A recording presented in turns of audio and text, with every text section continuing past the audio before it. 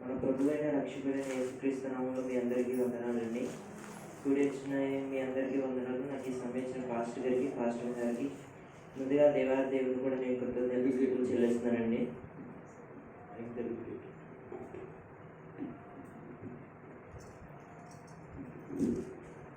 మనం గడిచిన శనివారం నుంచి శనివారం వరకు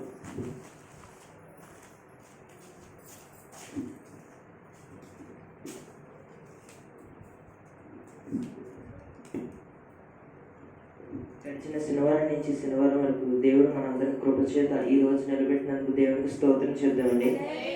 హల్లెలూయా. దేవుడు నాకు ఇచ్చిన ఈ చిన్న మాటలు నేను మీతో పంచుకోవాలనుకుంటున్నాను.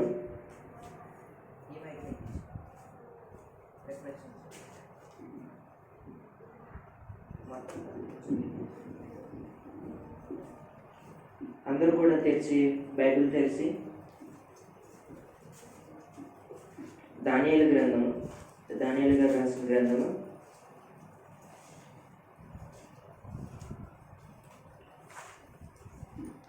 దేవుడు నాకు ఇచ్చిన చిన్న మాటలు మేము మీతో పంచుకోవాలనుకుంటున్నానండి. 6వ అధ్యాయం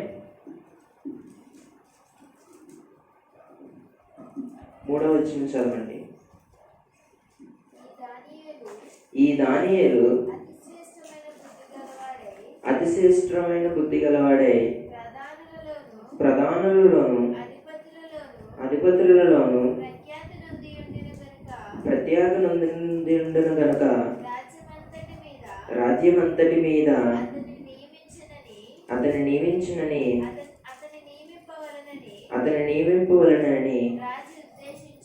రాజు ఉద్దేశించును. అందరూ కూడా 2 చేతులు పైకెత్తి స్తోత్రం చేద్దామండి.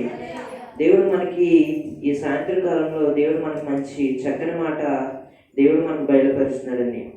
దానియేలు గారు రాసిన గ్రంథము 6వ అధ్యాయం 3వ వచనంలో ఈ దానియేలు అతి శ్రేష్టమైన బుద్ధి గలవాడంటండి. ఎటువంటి బుద్ధి గలవాడంటండి? అతి శ్రేష్టమైన బుద్ధి గలవాడు. ఇక్కడ దేవుడు ఇక దానియేలు గారిని ఇక్కడ మంచి మాట అంటాడు. అతి శ్రేష్టమైన చాలా మంచి బుద్ధి గలవాడు అని అంటున్నాడు. ఇక్కడ మనం పైన చూసుకుంటే ఇక్కడ దానియేలు గారు బబులోను దేశంలోకి వాళ్ళందరినీ తీసుకొని వచ్చేస్తాడండి. బబులోను రాజు తీసుకొని వచ్చేసి ఇక్కడ దానియేలు గారిని ఆ రాజ్యంలోంచి తర్వాత తనకి అన్ని పరిస్థితులు వచ్చినా సరే దేవుని మీద ఆధారపడినప్పుడు దానియేలు గారిని దేవుడు ఎంతగానో ఒక స్థాయిలోకి తీసుకొస్తాడండి.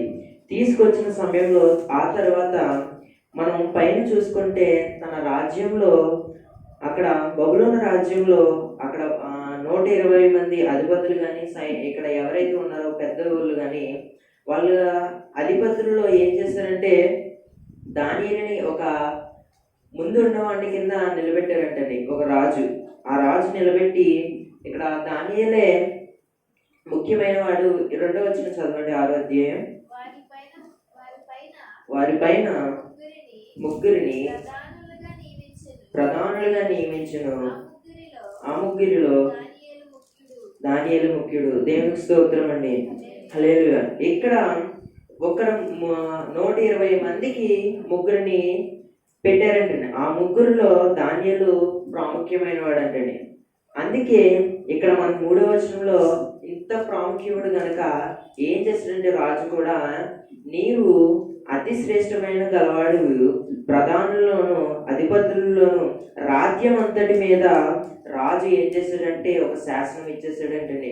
ఇక్కడ అందరిలో దానియేలు ఒక ముఖ్యమైన వాడు. మీకు ఏ అవసరమైనా సరే ఏ పరిస్థితి అయినా సరే దానియేలు గారికి చెప్తే దానియేలు వచ్చి ఒకవేళ దానియేలు తీర్చకపోతే నాకు వచ్చి చెప్తాడు. అంతేగాని మీరు నా దగ్గర రావడం లేదు. ఎందుకంటే నా క్రింద ఒక మనిషిని అయితే పెట్టాను, ఒక రాజునైతే పెట్టానని మనకి ఇక్కడ ఈ లేఖనం తెలియజేస్తున్నది. ఇక్కడ దానియేలు అతి శ్రేష్టమైన బుద్ధి గలవాడండి. ఎంత బుద్ధి గలవాడంటే చాలా బుద్ధి గలవాడు. తన బుద్ధి, తన ఆలోచనలు, తన వివేచన అంతా కూడా దేవుని యందు ఉందండి. దేవుని యందు భయభక్తులు కలిగాడు కాబట్టి భయభక్తులు దేవుని పట్ల ఉంచాడు కాబట్టి, ఆయన యందు ఉంచాడు కాబట్టి దేవుడు ఏం చేశాడంటే తనకి శ్రేష్టమైన ఆలోచనలు, శ్రేష్టమైన సంగతులు, శ్రేష్టమైన బుద్ధిని దేవుడు అనుగ్రహించాడండి. ఇటువంటి దానియేలు గారికి దేవుడు ఎంత అనుగ్రహించినప్పుడు మనకు కూడా అనుగ్రహిస్తాడు. అలాగే మనం ఇంకో మాట చూసుకుంటే అదే దానియేలు గ్రంథం 5వ అధ్యాయం 12వ వచనం చదవండి. ఈ దానియేలు శ్రేష్టమైన బుద్ధి గలవాడే, కలలు తెలియజేయుటకును మర్మములను బయలుపరచుటకును కఠినమైన ప్రశ్నలకు ఉత్తరం ఇచ్చుటకును జ్ఞానము తెలివియు గలవాడుగా కనబడును గనుక ఆ రాజు అతనికి బెల్తెషాజరు అని పేరు పెట్టెను. ఈ దానియేలును పిలువనంపుము, అతడు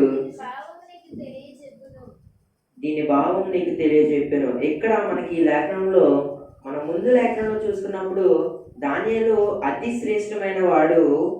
అక్కడ దేవుడు తనకిచ్చిన పదవిని బట్టి, దేవుడు తనకిచ్చిన ఆలోచన బట్టి, దేవుడు తనకి బుద్ధిని ఇచ్చిన బట్టి, దేవుడు ఏం చేస్తున్నాడంటే దేవుడు తన వెనక నుండి నడిపించి అక్కడ ఏం చేస్తాడంటే దానిని ఒక ఉన్నత స్థితిలో నిలబెట్టాడండి.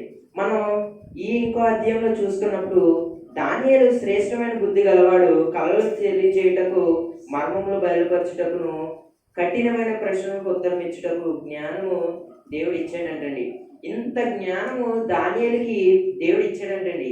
మనం దీనిపైన ఇంకా మనం చూసుకున్నప్పుడు ఈ అధ్యాయంలో దానియేలు గారు బెల్షాజరు రాజు 1000 మందికి గొప్ప విందు అయితే ఇస్తాడంటండి. ఇచ్చినప్పుడు అక్కడ ద్రాక్షారసము, కొన్ని విందు అంటే మీకు ఇంకా చెప్పక్కర్లేదు, అక్కడ ఏమైనా పరిస్థితులు, భోజనం కానీ విందు కానీ ఎవరైతే ఇక్కడ ఉన్నారో వాళ్ళందరికీ 1000 మందికని మనకి మొదటి వచనంలో అనుకుంటండి. మొదటి వచనం చదవండి. రాజు బెల్షాజరు తన అధిపతులలో 1000 మందికి గొప్ప విందు చేయించి ఆ 1000 మందితో కలుసుకుని ద్రాక్షారసం త్రాగుచుండెను. ఇక్కడ మనకి ఈ లేఖనంలో, ఇక్కడ ఈ అధ్యాయం మొదటి వచనంలో రాజు ఏం చేశాడంటే 1000 మందికి విందు భోజనం అయితే తయారు చేసి అక్కడ వాళ్ళకి ఇస్తున్నాడంటండి. దానితో పాటు ద్రాక్షారసం కూడా వాళ్ళందరితో త్రాగించాడంటండి. ఆ సమయంలో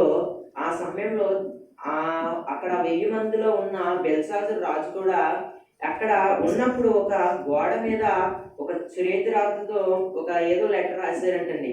అది దేవుడు బెల్షాజరుకు గోడ మీద అలా రాస్తుండగా వెంటనే బెల్షాజరు రాజు గారికి ఏమైందంటే వెంటనే కాళ్ళు వనికి భయం వేసి వెంటనే రాజ్యంలో 120 దేశాలకు అధిపతి అంటే మామూలు విషయం అండి. అంతమంది ఇంకా వెంటనే ఏం చేస్తారంటే భయం వేసి రాజ్యంలో 120 మంది దేశంలో కానీ అక్కడ ఎవరైతే ఉన్నారో వాళ్ళందరినీ, జ్ఞానులు కానీ శాస్త్రులు కానీ ఎవరైతే పాండిత్యులు కానీ ఉన్నారో వాళ్ళందరినీ పిలిపించేసి ఇక్కడ ఏం చేస్తారంటే నాకు ఇలా కనబడింది, ఇలా ఉంది, అదిగోండి చూడండి, ఇక్కడ దీని భావం ఏంటి, దీని అర్థం ఏంటి నాకు చెప్పండి, నాకు వెంటనే భయం వేస్తుంది, అసలు ఇలా ఎందుకు వచ్చింది, ఎప్పుడు మనకి ఇటువంటిది లేదు కదా, ఏంటి దీని అర్థం, దీని భావం, దీన్ని నాకు వెంటనే తెలిపండి అని అన్నప్పుడు వెంటనే ఏం చేస్తారంటే అక్కడ వాళ్ళందరూ ఏదో తుదు మందిరాలు అన్నట్టు వాళ్ళు ఏదో చేస్తూ వెంటనే కానీ వాళ్ళందరికీ ఎవరి వల్ల సాధ్యం కాలేదండి. ఆ సమయంలో ఒక వ్యక్తి దానియేలు గారు ఉన్నారు కదా అని రాజుకి చెప్పినప్పుడు అప్పుడు వెంటనే ఆ వ్యక్తి కూడా ఎలా తెలిసింది, ఒక వ్యక్తి దానియేలు ఇంతకుముందు నాకు చెప్పినోడే, ఇంతకుముందు రాజ్యంలో బెల్షాజరుకు ముందు రాజు ఉన్నప్పుడు ఆ రాజు దానియేలు గారు వెంటనే వెళ్ళి రాజుకి ఇలాగే కళలు వచ్చినా సరే, ఇబ్బంది వచ్చినా సరే దాని భావములు, దాని అర్థములు చెప్పి వాళ్ళందరినీ బలపరుస్తూ ఉన్నాడండి. వాళ్ళకందరికీ భావం చెప్పి రాజ్యంలో మంచి పొజిషన్లో దానియేలుని ఉంచినప్పుడు అప్పుడు ఆ పరిస్థితిలో ఆ గడిచిన కాలం తర్వాత బెల్షాజరు అనే రాజు వచ్చినప్పుడు ఏం చేస్తారంటే తనకు కూడా ఒకలాంటిది కనబడినప్పుడు వాళ్ళందరినీ పిలిచినప్పుడు ఎవరి వల్ల సాధ్యం కాలేదండి.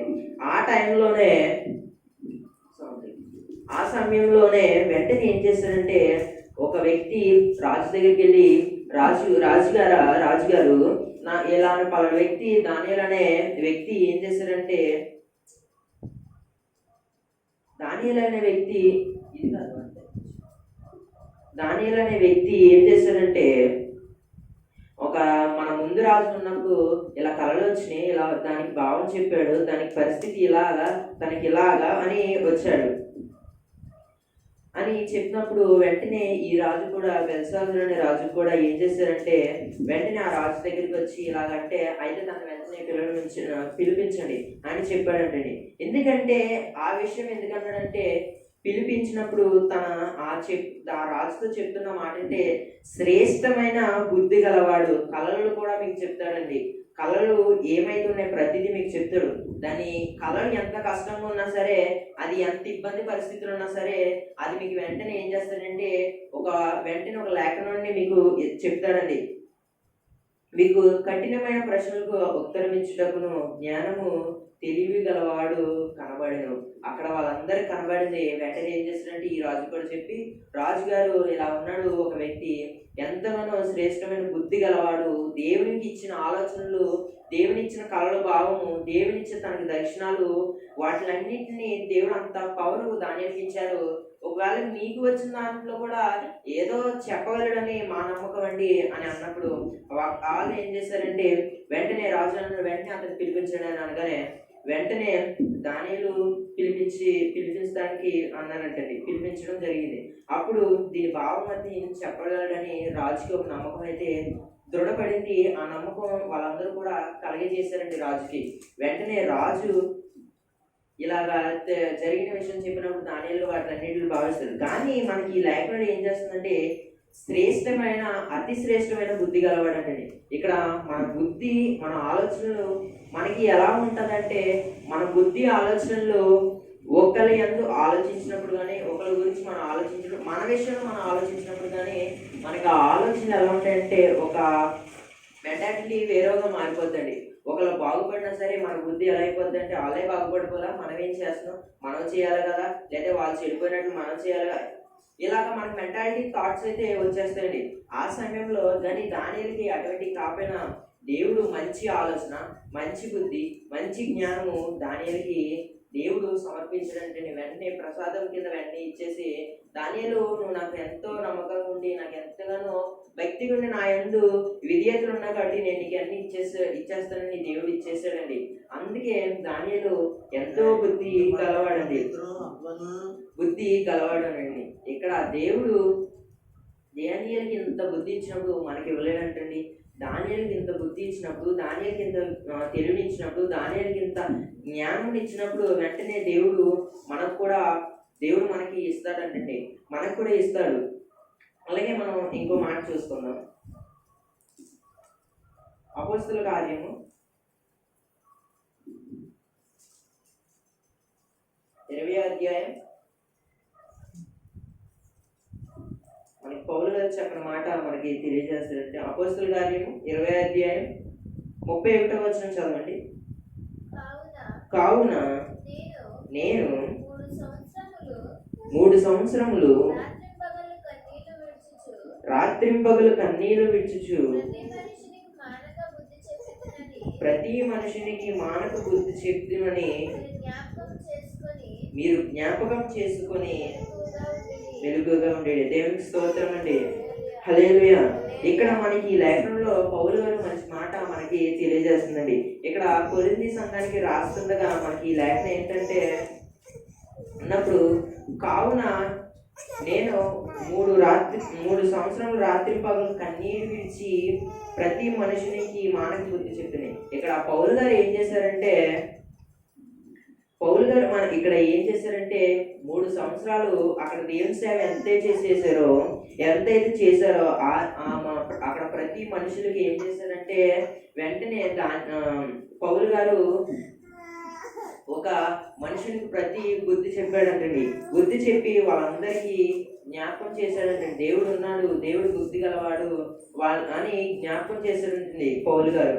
అదే బుద్ధి మనం దానియేలు గ్రంథంలో కూడా చూసుకున్నాం.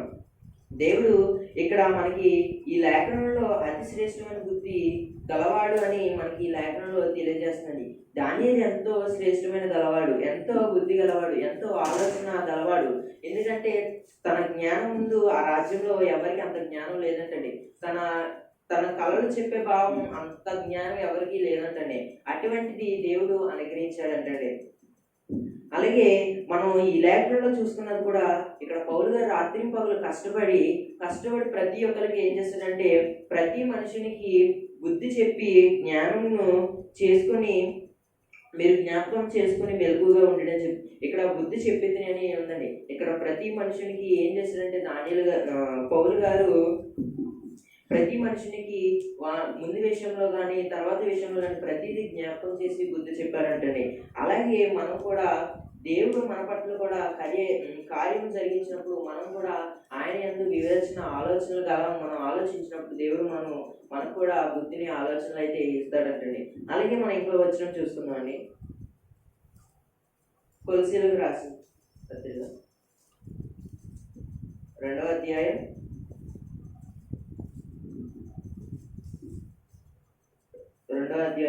3వ వచనం చదవండి. బుద్ధి జ్ఞానముల సర్వ సంపదలు ఆయన యందే గుప్తములై ఉన్నవి. ఇక్కడ మనకి చక్కని మాట ఉందండి. బుద్ధి జ్ఞానముల సర్వ సంపదలు ఆయన యందే గుప్తములై ఉన్నవి అని తెలియజేస్తున్నది. ఇక్కడ మన జ్ఞానం కానీ, మన ఆలోచన కానీ, మన విధులు కానీ, మన పరిస్థితులు కానీ ప్రతిదీ కూడా ఎవరు ఉందంటే ఆయన యందే గుప్తములై ఉన్నది అని ఈ లేఖనం తెలియజేస్తుంది. దానియేలు గారికి అంత జ్ఞానం వచ్చిందంటే, అంత జ్ఞానం అంత బుద్ధి ఇచ్చాడంటే ఆయన యందే ఉన్నాయండి. ఆయన యందే ఉన్నాయి కాబట్టి ఆయనలో కొన్ని దానియేలు గారికి ఇచ్చాడంటండి. అందుకే మనకి ఈ లేఖనం తెలియజేస్తుంది. బుద్ధి జ్ఞానముల సర్వ సంపదలు ఆయన యందే ఉన్నాయంటండి. ఆయన యందే మనకు ఉన్నాయంటండి. మనకి ఆలోచించే ప్రతి మాట, ప్రతి విషయం కూడా మనం ఆలోచించక ముందు ఆయన ఆలోచించి మనకు ఆలోచనలు పుట్టిస్తాడంటే దేవుడు. అందుకే ఈ లేఖనంలో మనకి తెలియజేస్తుంది. మన బుద్ధి కూడా ఎలా ఉండాలంటే దానియేలును అంత స్థితిలో దేవుడు నిలబెట్టి ఆ రాజ్యంలో మంచి పేరు తెప్పించి ఉన్నప్పుడు మనం కూడా ఎలా ఉండాలంటే దేవుని యందు నమ్మించి దేవుని పట్ల విధేయులై వెంటనే ఉన్నప్పుడు మన బుద్ధి ఆలోచనలు కూడా ఆటోమేటిక్గా దేవునిలోకి మారిపోతాయి అంటండి. దేవుని ఆలోచన మనకి కలుగ చేస్తాడంటే దేవుడు. అందుకే మనకి ఈ లేఖనం తెలియజేస్తున్నాడండి. అలాగే సామెతల గ్రంథము ఇంకో వచనం కూడా చూసుకున్నాం. 2వ అధ్యాయం సామెతల గ్రంథము 2వ అధ్యాయం 11వ వచనం. బుద్ధి నిన్ను కాపాడును, వివేచననికి కావలికాయను. ఇక్కడ మనకి మంచి మాట తెలియజేస్తుందండి. బుద్ధి నిన్ను కాపాడును. మన బుద్ధి ఏం చేస్తుందంటే కాపాడుతుందండి మనల్ని. ఎందుకు కాపాడాలండి అంటే మనం దేవుని పట్ల ఉన్నప్పుడు, దేవుని పట్ల మన విధేయతలు ఉన్నప్పుడు, దేవుడు ఎవరో తెలుసుకుని మనం ఆయన యందు నమ్మిక ఉంచినప్పుడు ఇక్కడ మనకి లేఖనం ఏం తెలియజేస్తుందంటే బుద్ధి మనల్ని అప్పుడు ఆ విషయంలో కాపాడుతుందంటండి. మనకి ఏ విషయంలో కానీ, మన ఏ పరిస్థితులు ఉన్నా సరే మన ఆలోచనలు ఆటోమేటిక్గా మనకి ఒక మైండ్ మనకు సృష్టించబడి మనం ప్రతి పరిస్థితుల్లో ఉన్నా సరే ఆ విషయంలో మనం ఆలోచించి దాని యందు బయటపడగలమండి. అది కూడా ఎప్పుడంటే దేవుని మనకి ఆయన సర్వ సంపదలు దేవుడు మనకు అనుగ్రహించినప్పుడే అప్పుడు ఆ విషయంలో మనం బయటపడతామంటండి. అంతేగాని మనం ఏదో ఆలోచించేద్దాం, మనం ఆ పరిస్థితిలో మనమే బయట తెచ్చుకుంది ఎవరు తెస్తారని ఆలోచన ఉంటే మనకి నెరవేరదండి. అందుకే ఇక్కడ బుద్ధి నిన్ను కాపాడనని తెలియజేస్తుందండి లేఖనం. ఇక్కడ ఈ లేఖనంలో మన బుద్ధి ఏం చేస్తుందంటే మనల్ని కాపాడుతుంది. మన ఆలోచన మనల్ని ఏం చేస్తుందంటే బయటికి తీసుకొస్తుంది.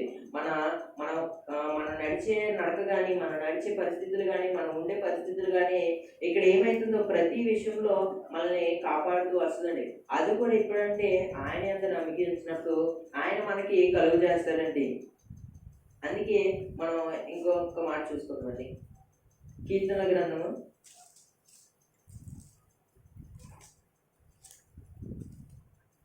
121వ కీర్తన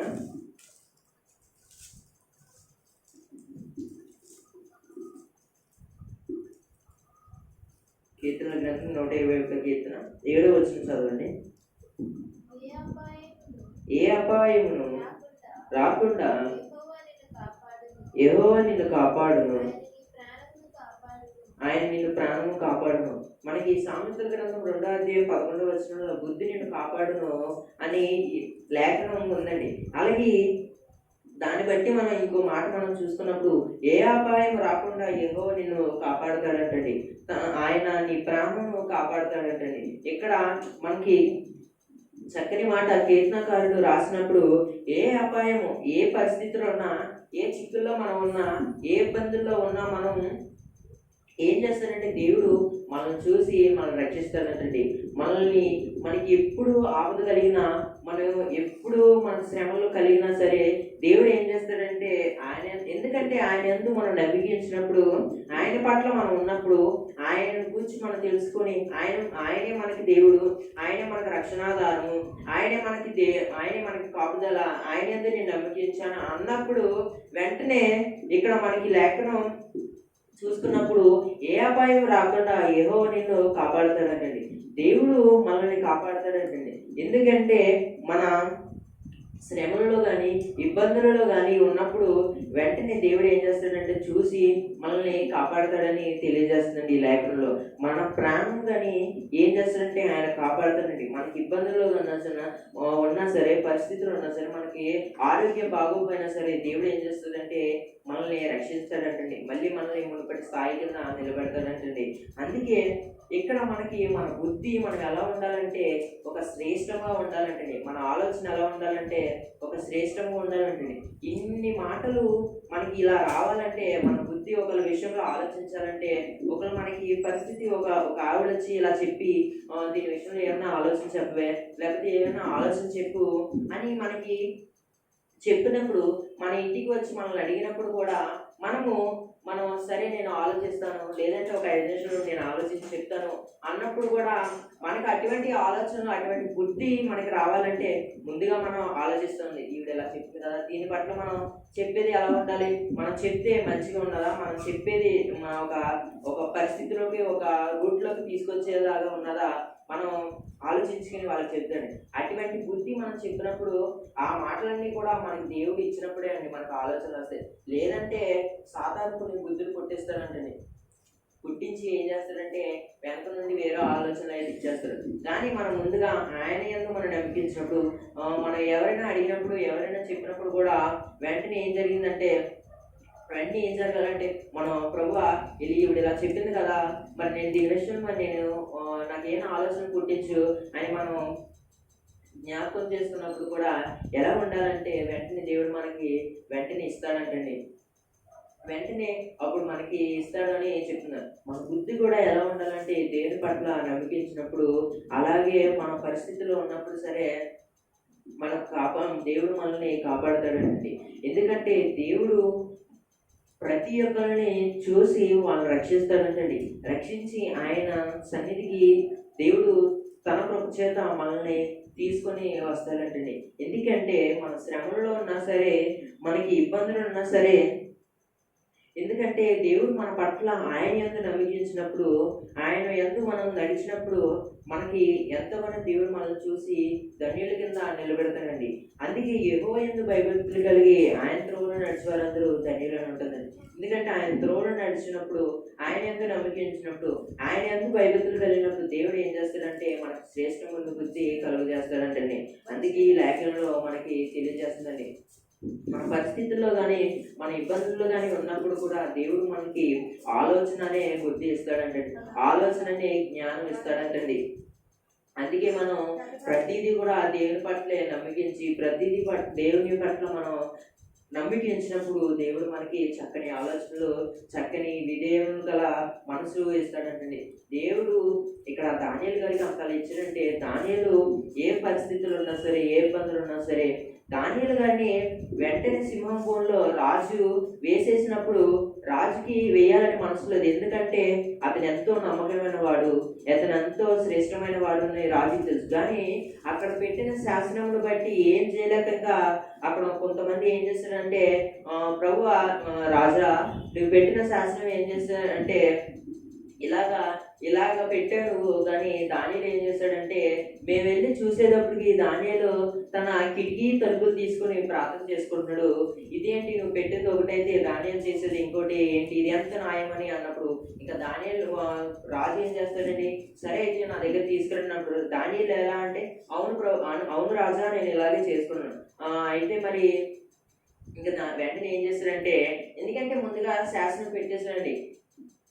ఎవరైనా సరే పెట్టిన శాసనానికి ఎవరైనా సరే ఎవరు వెనక్కి అడుగేసినా పెట్టింది అది జరిగించకపోయినా వెంటనే సింహం బోన్లో వేసేస్తానన్నాడు రాజు.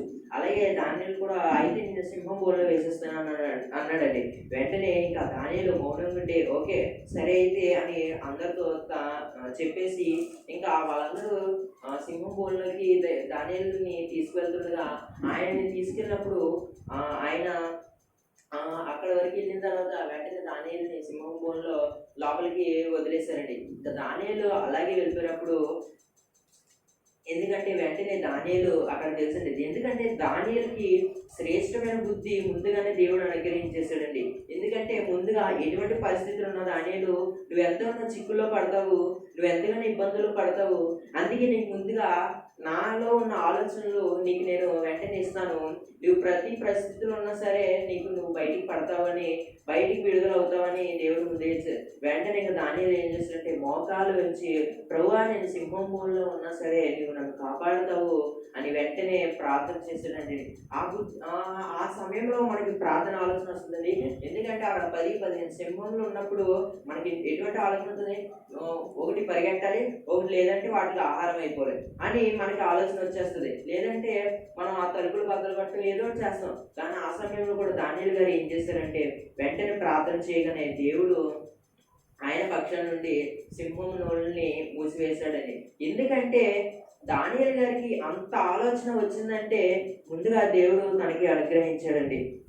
అందుకే మనకి ఏ పరిస్థితులు ఉన్నా సరే, ఏ ఇబ్బందులు ఉన్నా సరే, మనకి దేవుని యందు నమ్మికించినప్పుడు, దేవుని యందు భయభక్తులు కలిగి ఉన్నప్పుడు, ఆయన త్రోవలో ఆయన మార్గంలో మనం వెళ్ళినప్పుడు దేవుడు మనల్ని ధన్యుల కింద చేస్తాడండి. శ్రమలలో ఇబ్బంది వచ్చినా ఆయనకి మనం ఉత్తరం ఇచ్చినప్పుడు ఆయన మనకి జవాబులు మళ్ళీ తిరిగి ఇవ్వాలని మనం ప్రార్థన చేయాలండి. ఎందుకంటే దేవుడు మనకి తప్పకుండా ఆయన కాపాడతాడండి. అందుకే ఈ లేఖనం మనం ప్రార్థన చేసేది కూడా మనం ఎలా ఉండాలంటే ప్రభు ఆ శ్రేష్టమైన ఆలోచనలు, శ్రేష్టమైన బుద్ధి కలగాలని మనం ప్రార్థన చేయాలండి. ఈ చిన్న మాటలు దేవుడు దీవించును గాక. ఆమేన్.